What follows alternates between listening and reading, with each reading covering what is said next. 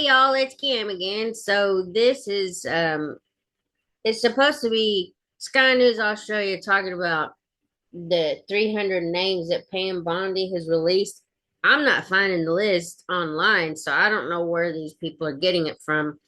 I haven't found it on the Department of Justice's website, but we'll go ahead and play this. It's only like 4.5 minutes, a little over 4.5, so it's not long. But I'm still searching for the list because I'm not going to just take somebody's word for it. But I've already seen lists of names. That doesn't mean that they're guilty of doing anything, but they were associated with Epstein somehow. But he was a mover and a shaker. He was a socialite, I guess you could say, or at least Ghislaine, uh, as far as she was the one probably bringing all these people together because of her status, whatever she was. I don't think Epstein was this super charming dude. He was just along for the ride, and she was able to get him into all of these situations with bigwig people. Plus, if you have money, you're going to be invited to red carpets and just events, parties, whatever. So let's see what she has to say on here. This is Rita Panahy, I think is how you say it.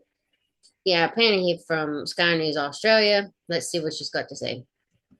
Now, Attorney General Pam Bondi has finally released the Epstein list, a collection of 300 politicians and prominent people who were named in the files, telling Congress that all the documents the Department of Justice was required to reveal have now been made public. Kinsey, are there big names that are going to be worried about this release?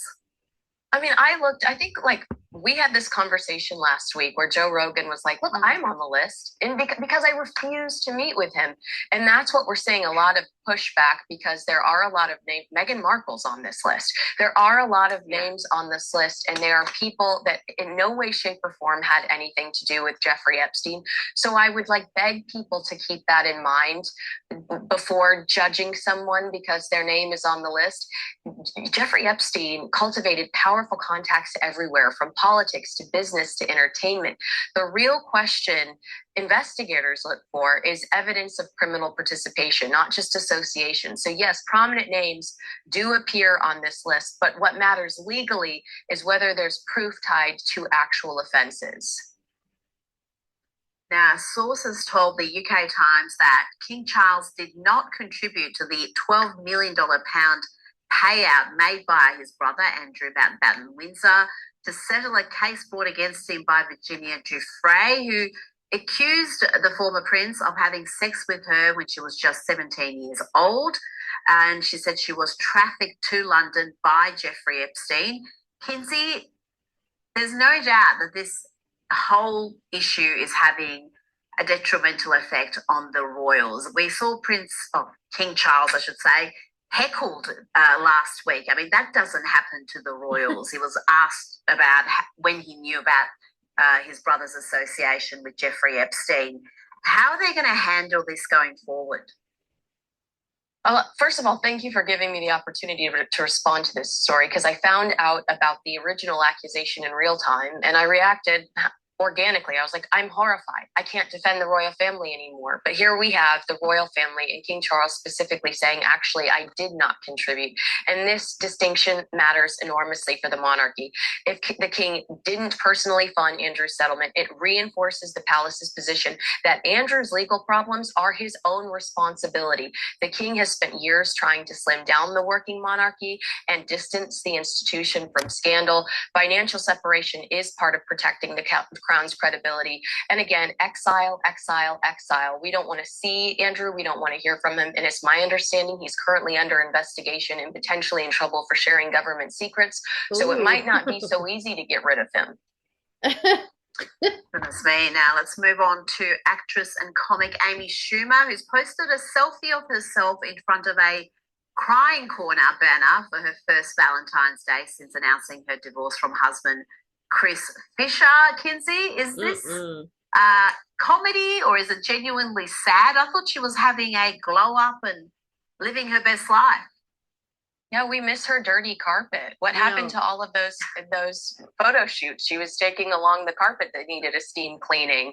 I mean, divorce is obviously painful, but Amy has always processed personal moments publicly.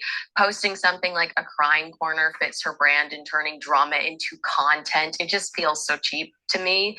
Celebrities today, they monetize their failure, and sharing messy life transformations, I guess it strengthens audience connection.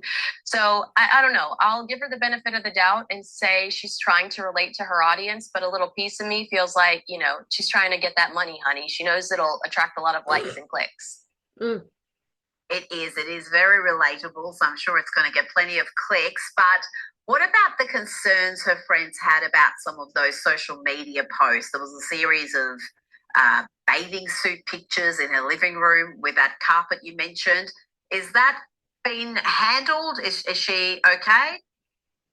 Well, she was called out for that. I think she was embarrassed by that. And we did see her pivot. We saw her change her content.